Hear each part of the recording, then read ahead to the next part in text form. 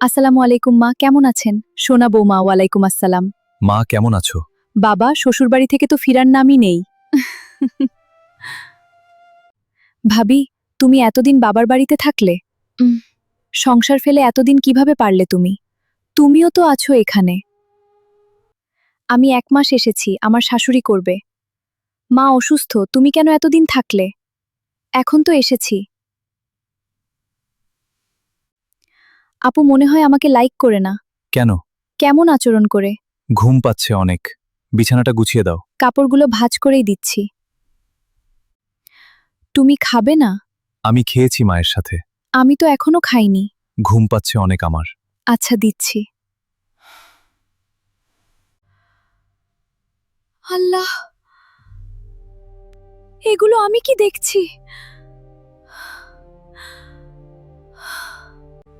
আল্লাহ, তুমি আমাকে ধৈর্য দাও। আমি কিভাবে সইব এই কষ্ট?